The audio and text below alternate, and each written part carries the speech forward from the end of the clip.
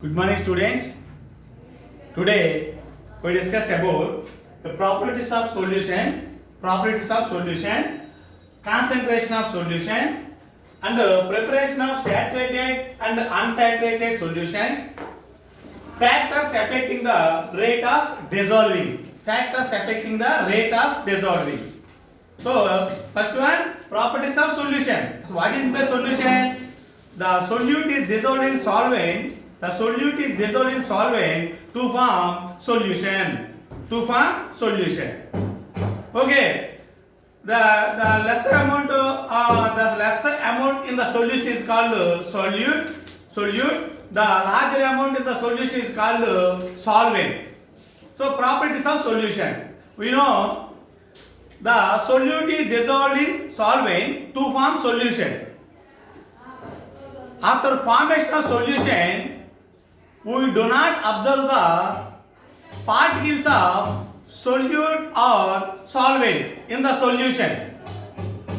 After dissolving the particles of solute and solvent, we do not observe with our naked eye.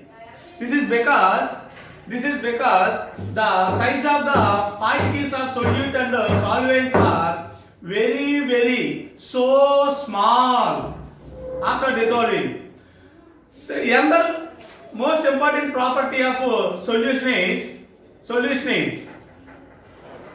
we undisturb the solution or solute is dissolved in solvent to form solution.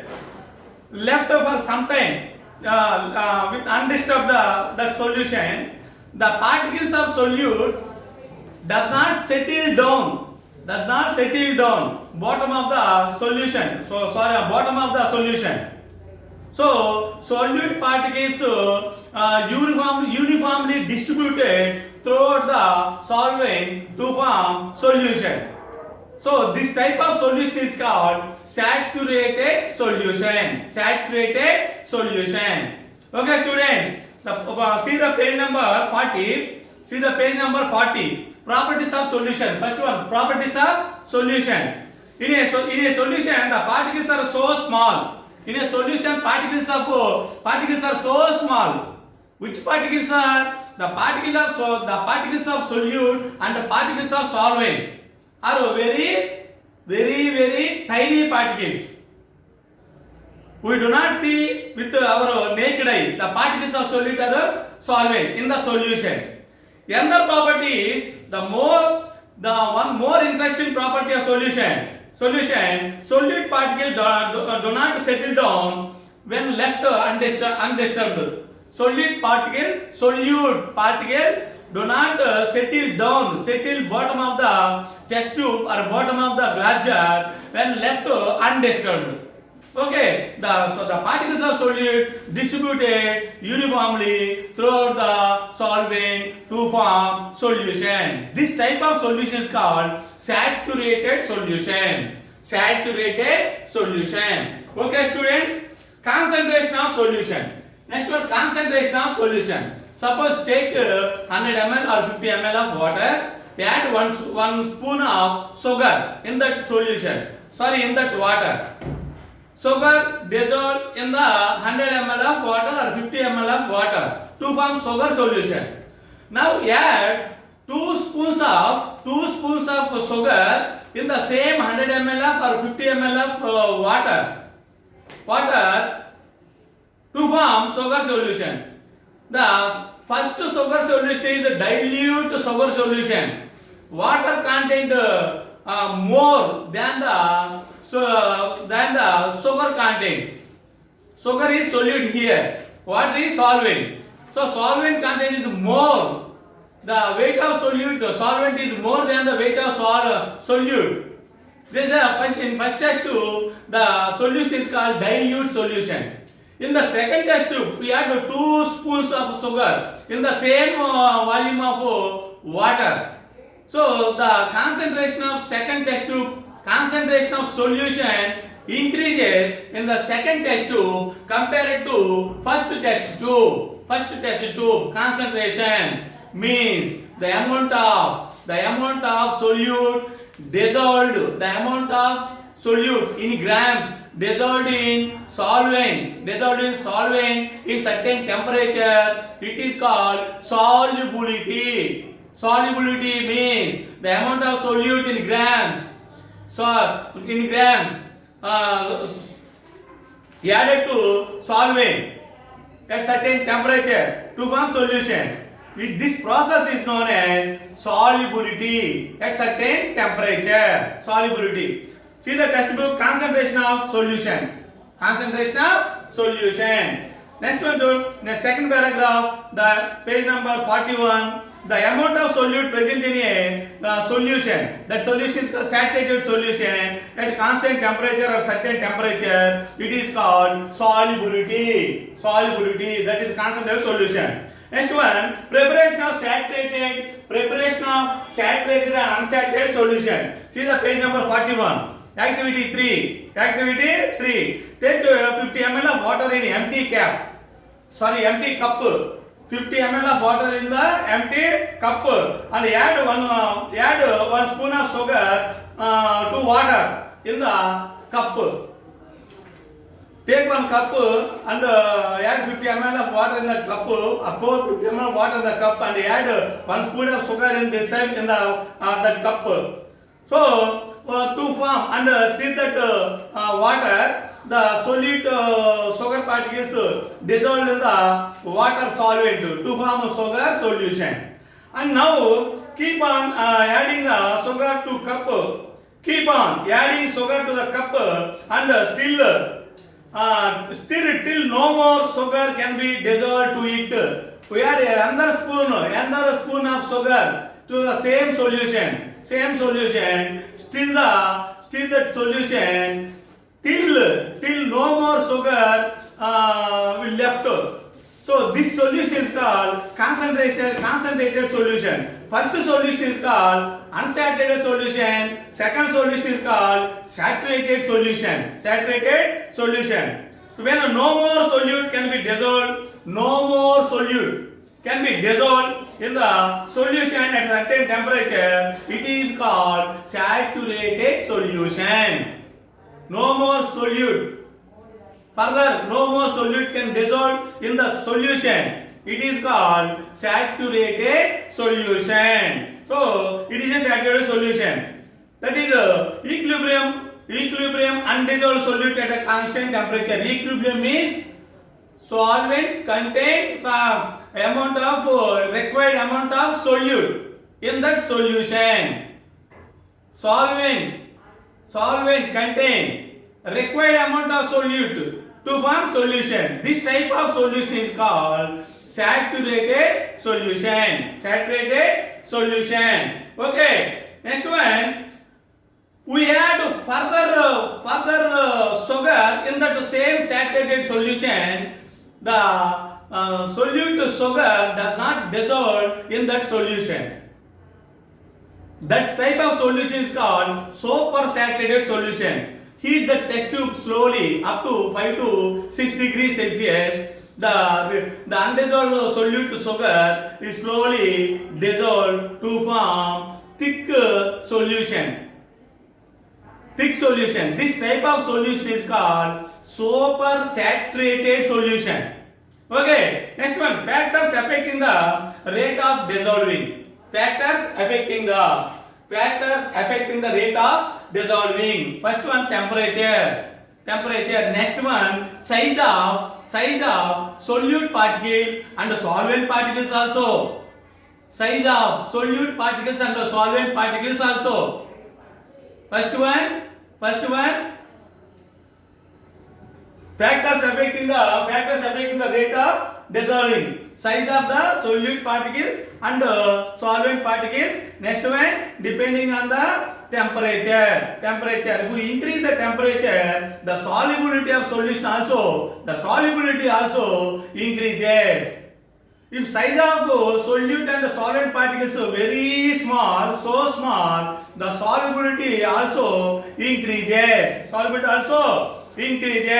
Now factors affecting the rate of dissolving. Page number 44. Okay. See the textbook students. Take three glass bakers and fill each with 100 ml of water. 3 bakers filled with 100 ml of water. Okay. Add 2 spoons of salt to each baker. Add 2 spoons of salt in each baker. Okay. Place the first baker undisturbed. First baker undisturbed. Equal amount of equal volume of water. Add 2 spoons of sugar or salt in the 3 bakers. First baker undisturbed, left with undisturbed. Second baker stir the water in the second baker. Stir the water in the second baker and heat the third baker. Third baker. Which solute in which baker fastly converted into which solute and solvent fastly converted into solution. The third baker. 3 bakers contain equal volume of water and equal volume of solute and equal volume of solute, that salt. The third baker, we want the third baker. We heat the third baker. The third baker fastly converted into solution. This is because temperature, the solubility is a temperature dependent. Solubility is a temperature dependent.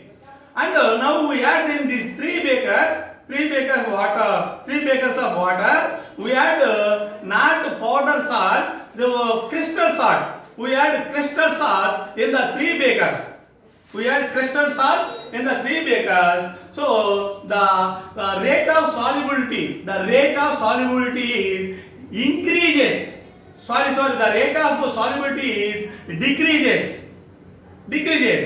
This is because the size of the solute particles is larger in the crystals of salt compared to powder salt. Okay. See the page number 44. When you observe the above situation, we notice allow the solute to dissolve in a solvent easily. Which baker solute dissolve in a solvent easily? In third baker solute soluble easily, because the third baker, we warm the third baker, so we increase the temperature up to 5 to 6 degrees Celsius. So if it increase the temperature, the solubility of solution also increases. Okay, students. Now from above activities, from 3 bakers contain equal volume of water, 3 bakers contain 2 spoons of salt. Warm the third baker fastly converted into solution.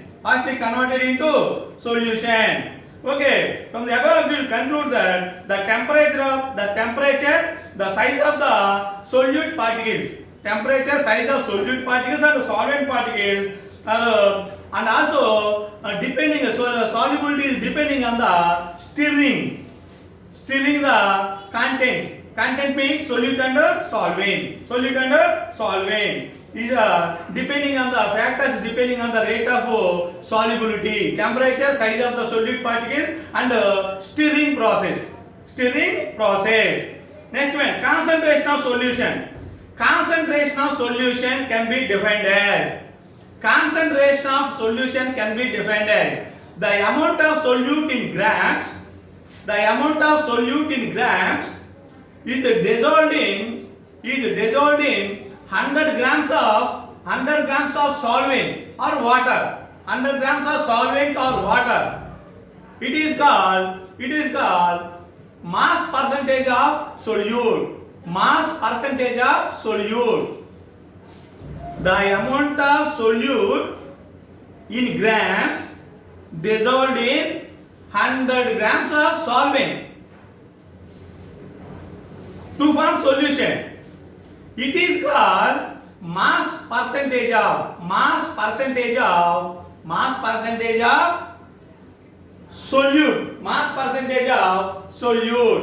What is meant by mass percentage of the solute? The amount of solute dissolved in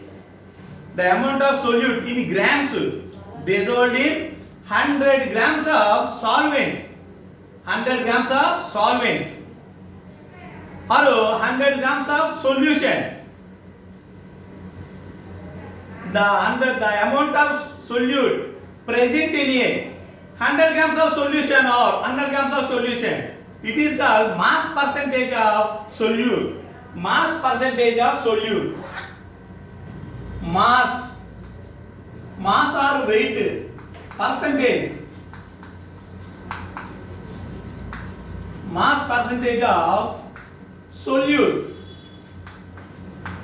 Mass percentage of solute equal to mass percentage of solute. Solute equal to mass of solute. Mass of solute. Mass of solute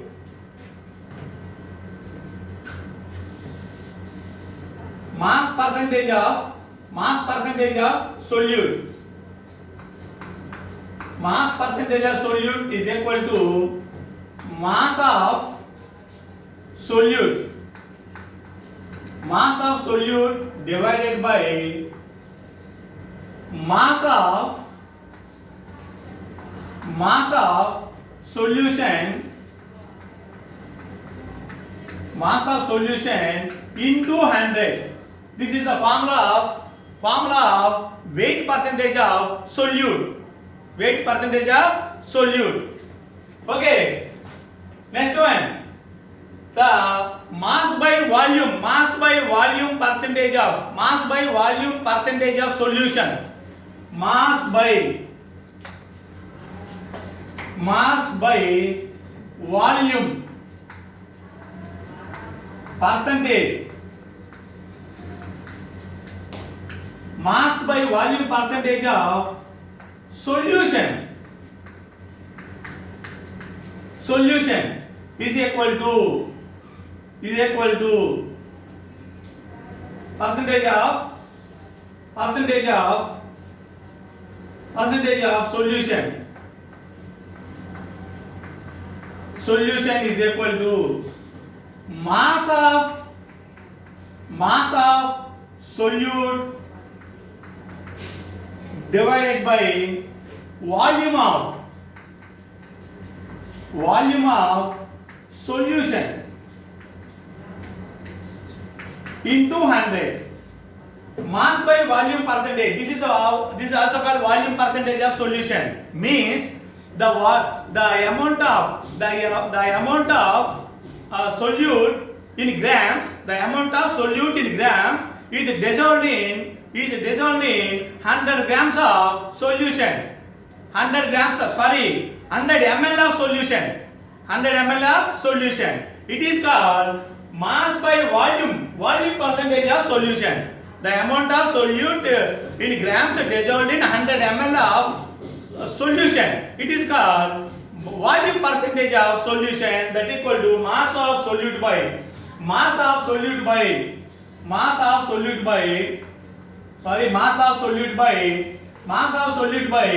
volume of solution into 100. Okay students, we will meet in the next class.